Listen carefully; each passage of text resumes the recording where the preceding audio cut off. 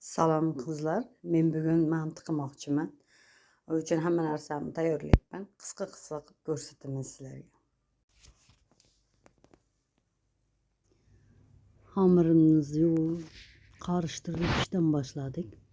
Hamma o'zini bilganini qiladi degandan, mulla o'zini bilganini o'qiydi degandan, menim o'zim bilganimni o'qidim, o'zim bilganimdek qildim hamirlarimni.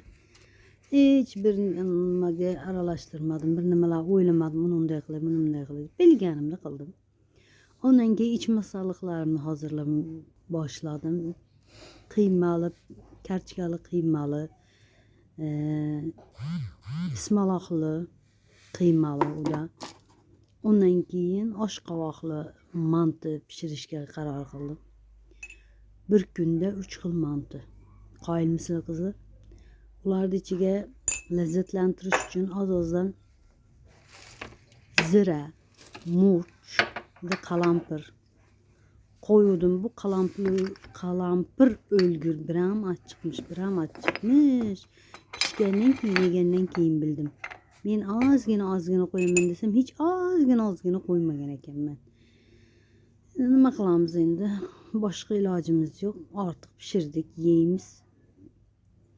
Yig'lab yeyaveramiz. Hech qanday bir nosi yo'q, zarar yo'q.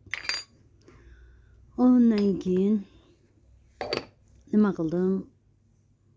Xamirlarimni zuvala qilib qo'ydim orada. Ondan keyin dedimki, shu oshqovog'im mendan xafa bo'lmasin dedim. Oldim, artdim, tozaladim. Dedimki, kechagi olgan yangi qirg'ichim bilan dedim, bir qirg'ichdan o'tkazay dedim.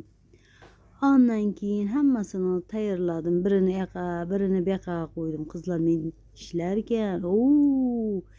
Benim bir qo'lim yoqda, bir qo'lim bu yoqda bo'ladi. Ko'ryapsizlarmi? Bir pasta xamirlarim ochib, yoyib, kesib, mantı qozonga ham taxlab, tashlab, pishirib oldim. Eng oxirida keyin ana bo'ldi dedim-da, oyog'imni uzatib yotdim televizor ko'rgani. Ama qizlar, qoyil qolinglar. Men shunday tez ishlaymanki,